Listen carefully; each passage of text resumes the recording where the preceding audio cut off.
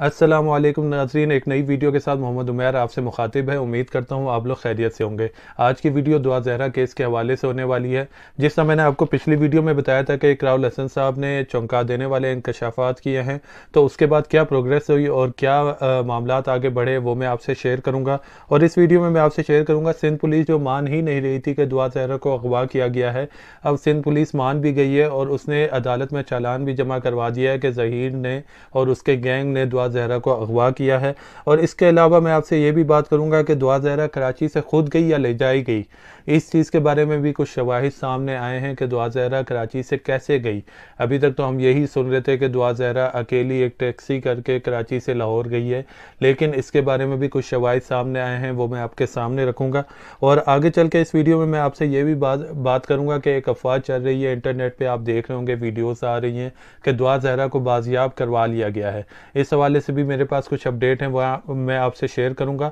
और ये भी आपसे शेयर करूंगा कि इस वक्त तक इस केस में कितनी गिरफ्तारियां हो चुकी हैं। नाजरीन, पाकिस्तान में इस तरह के वाकयात डेली बेसिस पे हो रहे हैं, लेकिन कुछ केसेस ऐसे होते हैं जो कि मीडिया में हाईलाइट हो जाते हैं और उनका बहुत फ़ायदा होता है। उनका फ़ायदा ये होता है कि उन केसेस में जो अदालत के फैसले आते हैं या उनकी वजह से कुछ नए कवानीन बनते हैं जो आगे चल के हमारी कानूनी तौर पर रहनुमाई भी करते हैं अवाम की, और उनकी वजह से बच्चों को, बच्चियों को, या जिससे भी रिलेटेड वो केस होता है उनको प्रोटेक्शन भी मिलती है। ज़ैनब केस में भी बच्ची की जान तो चली गई, लेकिन वो केस मीडिया में इतना हाईलाइट हो गया कि उसकी वजह से बहुत से कवानीन ऐसे बने जिनसे छोटी बच्चियों को तहफ़्फ़ुज़ हासिल हुआ। उसके अलावा अगर आप नूर मुकद्दम कत्ल केस देखें तो उसमें भी इसी तरह का कुछ था, वो मीडिया में हाईलाइट हो गया, जबकि इस तरह के वाक़यात बेतहाशा हो रहे हैं, लेकिन वो मीडिया में हाईलाइट हुआ और उसकी वजह से बहुत सी ऐसी चीज़ें हुई कि लोगों को उनसे सबक भी मिला और कानूनी तौर पे भी ख़वातीन को तहफ़्फ़ुज़ हासिल हुआ। इसी तरह दुआ ज़हरा का केस है, जिस तरह इस केस में तफ्तीश के ज़रिए मामलात सामने आ रहे हैं और अदालत जो फ़ैसले दे रही है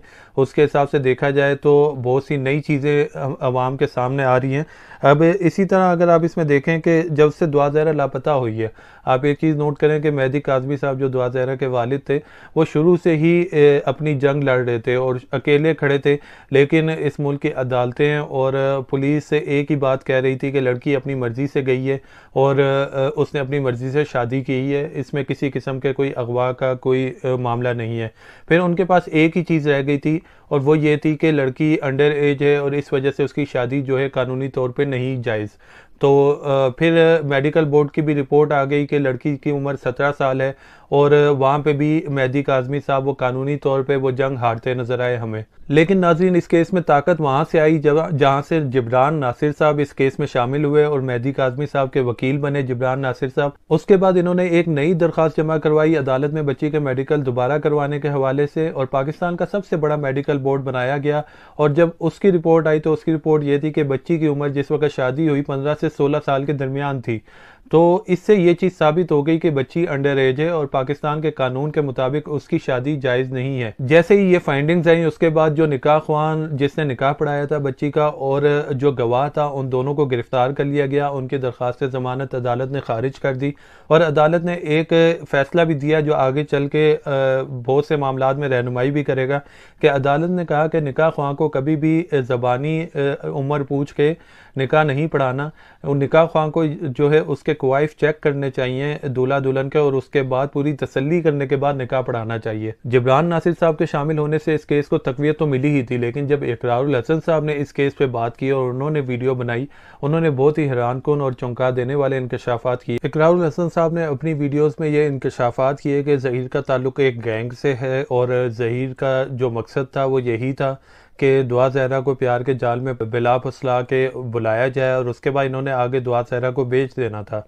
लेकिन जब दुआ ज़हरा के वालिद ने ये मामला मीडिया में उठाया और मीडिया में ये हाईलाइट हो गया तो उनको कुछ दिन के लिए अपना इरादा बदलना पड़ा और दुआ ज़हरा के साथ एक शादी का ढोंग रचाना पड़ा। उसके बाद इकरारुल हसन साहब ने हैरानकुन इंकशाफ ये भी किया कि दुआ ज़हरा के कत्ल की मनसूबाबंदी कर रहा है ज़हीर और उसका गैंग। उसके लिए इकरारुल हसन साहब ने इस चीज़ का हवाला भी दिया कि दुआ ज़हरा ने जो पिछले दिनों इंटरव्यूज़ दिए उनमें दुआ ज़हरा ये कहती पाई गई कि अगर उनको ज़हीर से अलग किया गया तो वो खुदकुशी कर लेंगी। तो इकरारुल हसन साहब का कहना था कि उनको इसी गैंग के एक कारिंदे ने, जो कि इकरारुल हसन साहब का मुखबर भी है, उसने इकरारुल हसन साहब को ये इतला दी है कि ज़हीर और उसके गैंग का ये इरादा है कि वो दुआ ज़हरा को कत्ल कर देंगे और इसको खुदकुशी का रंग देंगे, ताकि जो लोग उनके लिए आवाज़ उठा रहे हैं, दुआ ज़हरा की बाजियाबी के लिए आवाज़ उठा रहे हैं, उन लोगों के ऊपर एक प्रेशर क्रिएट किया जाए। नाज़रीन, जब से दुआ ज़हरा और ज़हीर मीडिया पे आए तो वो एक ही बात कर रहे हैं कि दुआ ज़हरा कराची से अकेली प्राइवेट टैक्सी करके लाहौर गई ज़हीर के पास, लेकिन इस मामले पे बाबर सलीम साहब इन्वेस्टिगेटिव जर्नलिस्ट हैं, उनका एक यूट्यूब चैनल भी है,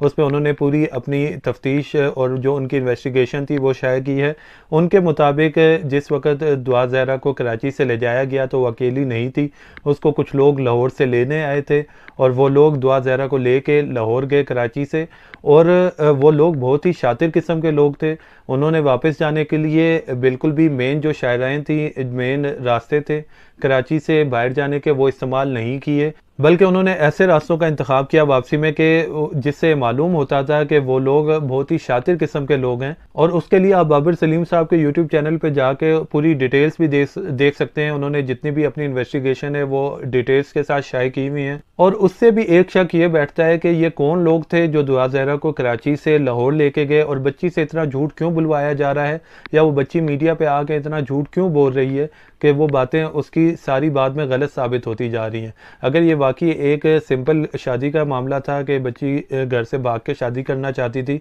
तो उसमें इतने ज़्यादा झूठ बोलने की ज़रूरत कोई नज़र नहीं आती। लेकिन अगर हम देखें तो बार बार उस बच्ची से झूठ बुलवाया जा रहा है, या वो बच्ची खुद ब खुद बोल रही है इस तरह के झूठ, लेकिन बच्ची की सारी स्टेटमेंट्स जो हैं वो गलत साबित होती जा रही हैं। नाज़रीन, इन सब मामलात के बाद पुलिस ने भी ये चीज़ मान ली है कि दुआ ज़हरा को अगवा किया गया है, और उन्होंने अदालत में जो नया चालान जमा करवाया है उसमें उन्होंने इस चीज़ का इंकशाफ किया है कि ज़हीर ने दुआ ज़हरा को अगवा किया है, और उसके लिए सिंध पुलिस ने पंजाब पुलिस से रब्ता भी कर लिया है ज़हीर की गिरफ्तारी के लिए, कि ज़हीर की लोकेशन ट्रेस की जाए और उसको गिरफ्तार किया जाए। नाज़रीन, अगर हम यहाँ ये एक मिनट के लिए मान भी लें कि ज़हीर का ताल्लुक किसी गैंग से नहीं है, फिर भी अगर हम देखें तो बच्ची की उम्र जो है वो 15 से 16 साल के दरमियान है, और 15 से 16 साल के दरमियान उम्र होने की वजह से कानूनी तौर पर उसकी शादी जो है जायज़ नहीं है। यहाँ एक सवाल ये भी उठता है कि अगर ज़हीर का ताल्लुक किसी भी ऐसी एक्टिविटी से नहीं था तो उसमें इतनी होशियारी कहाँ से आई कि वो पुलिस को चकमा दे रहा है। जब ये पहले भी केस उठा था, मीडिया में आया था, तो दुआ ज़हरा की बाजियाबी के लिए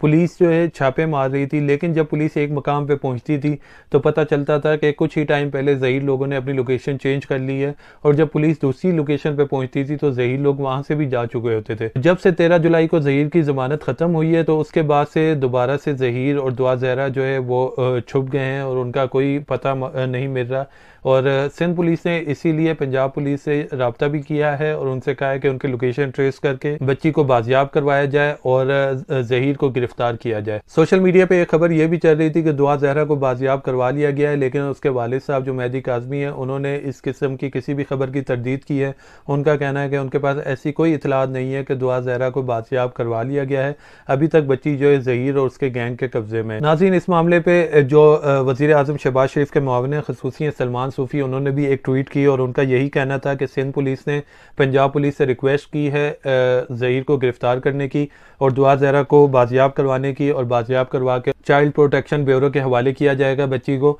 तो उनकी इस ट्वीट के बाद ये उम्मीद बढ़ गई है कि इस केस को एक हाई लेवल पे देखा जा भी रहा है। हमें यही उम्मीद करनी चाहिए कि जल्द से जल्द इस केस का फैसला हो और जो हक़ाइक़ हैं वो आवाम के सामने लाए जाएं, और अगर बच्ची अंडर एज है तो उसको बाजियाब करवाया जाए, और अगर ज़हीर का ताल्लुक किसी भी गैंग से है और किसी भी इस किस्म की एक्टिविटी से है तो उनको निशाने इबरत बनाया जाना चाहिए, लेकिन हक़ाइक़ आवाम के सामने ज़रूर आने चाहिए। इस वीडियो को यहीं एंड करते हैं। अल्लाह हाफिज़।